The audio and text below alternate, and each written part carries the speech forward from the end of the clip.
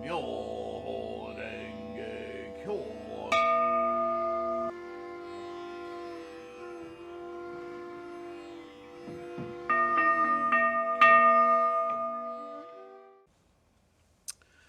Namo Myoho Renge Kyo, Namo Myoho Renge Kyo, Namo Myoho Renge Kyo.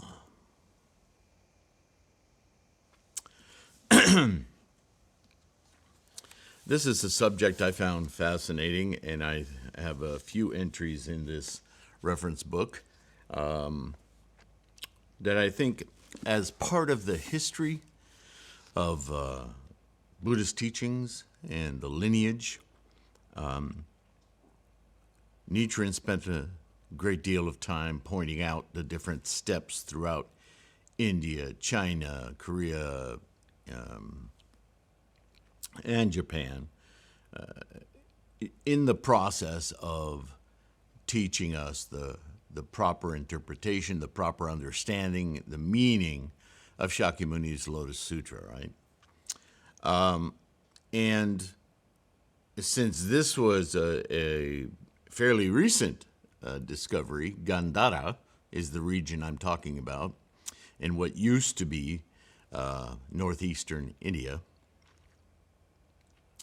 Many, many texts were found, transcriptions were found in this region, which is thought to be quite a center of Buddhist scholarship in its day. And this happened long after Nichiren's passing. So, to emulate Nichiren, I thought this would be good for a Buddhist reference to our modern practice, to understand that this is a constantly evolving field of study.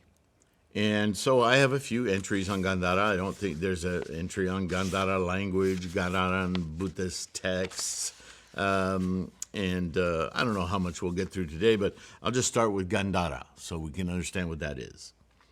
It was an ancient city in an Indo-Aryan civilization centered in the present-day northwest of Pakistan and northeast Afghanistan, roughly in the northwestern part of South Asia.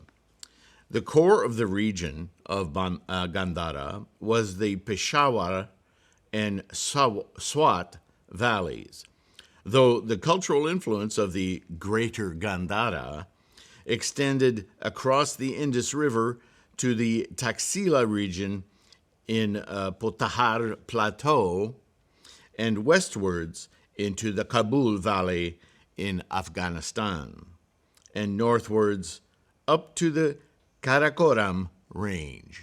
So if you're into maps, you want to look at that, that's the location today described of the region known as Gandhara.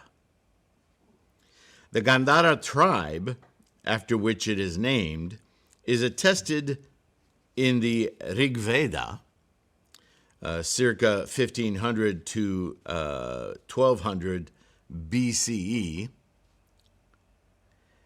while the region is mentioned in the Zoroastrian Avesta as Vayakereta, the seventh most beautiful place on earth created by Ahura Mazda. It was one of the 16 great realms of the second urbanization.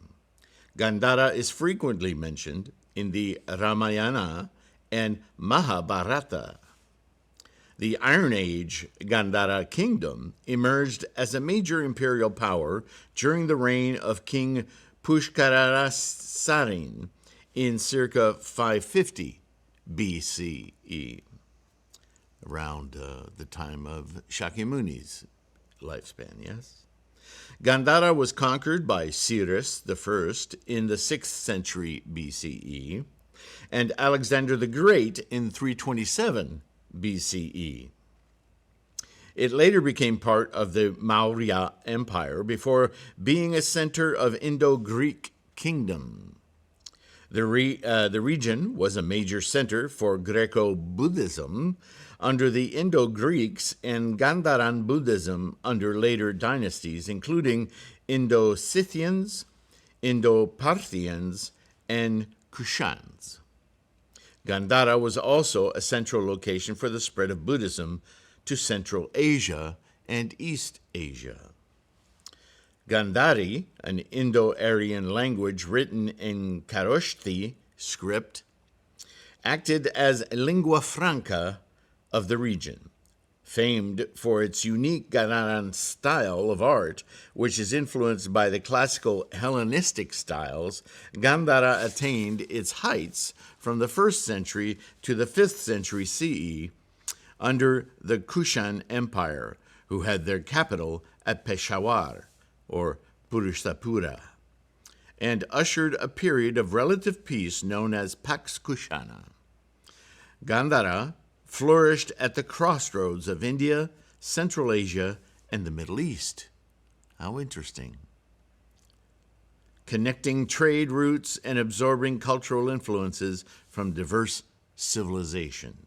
Buddhism thrived until the 8th or 9th centuries, when Islam first began to gain sway in the region. The region steadily declined after the violent invasion by Alchon Huns in the 6th century, and the name Gandhara disappeared after Mahmud Ghaznavi's conquest in 1001 CE. So that was the end of that center of intellectual capturing of Buddhist teachings, but later found, as we'll find out, underground in buried pots.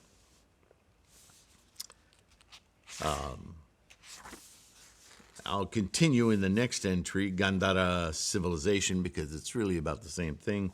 Gandhara civilization existed in what is now northern Pakistan and Afghanistan from the middle of the 1st millennium BCE to the beginning of the 2nd millennium CE.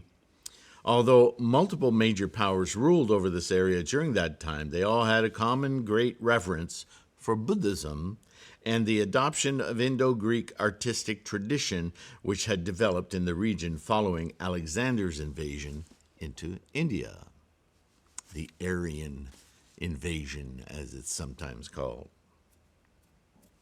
The extent of Gandhara, although mentioned in historical sources at least as far back as the reign of Achaemenid King Cyrus and Cyrus the Great, from 550 to 530 BCE, Gandhara was not known to have been geographically described in detail until the pilgrimage of the Buddhist monk Xiaosang in 602 to 664 CE. In the 7th century CE, he visited the region during the tail end of the Gandhara civilization, after the time when it had achieved its greatest feats and was falling into decay. Following ancient Buddhist sources, he described quite accurately the area and its various cities and sites, being the first known account that survives to the modern day, and indeed which helped in identifying the remains found in this region during modern times as being of Gandharan origin. And I'll leave the next entry, Gandhara language or Gandhari language, for the next video. Interesting.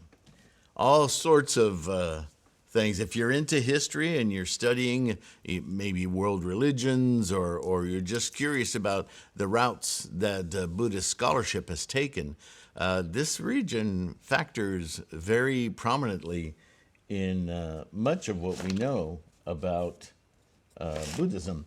And I've recommended this book before, but it talks all about it from the archaeological finds, and there's great little portions of translations in here. You've heard me talk about the Rhinoceros Sutra. There's the Rhinoceros poem is in this book. It's a very interesting read and enlightening to our current knowledge about Shakyamuni's teachings. So I recommend you do your own body of research on that. In the meantime, I hope you take care of your health. I greatly appreciate your being here, your listening, and your practice mostly. Of course, that's the all-encompassing mission here, is to give you tools to solidify your resolve, right? And in that regard, your support is greatly needed, appreciated. Whether it's just liking and subscribing, believe me, that does a lot to solidify the channel's presence on YouTube. Makes use, of course, of not transcriptions, what do you call it? The audio versions of these videos that are all posted on the Buddhahood podcast, right? Free. And all the information available on threefoldlotus.com as well. The links are all below for supporting through Patreon. All you patrons, I so greatly appreciate your support. It's much needed. Those of you who are going to the bookstore, buying ebooks or print books or mandalas at Cafe Press, all of you, tremendous thanks. Take care of your health. Keep your practice strong. And, as always, I will see you in the next one. Bye for now.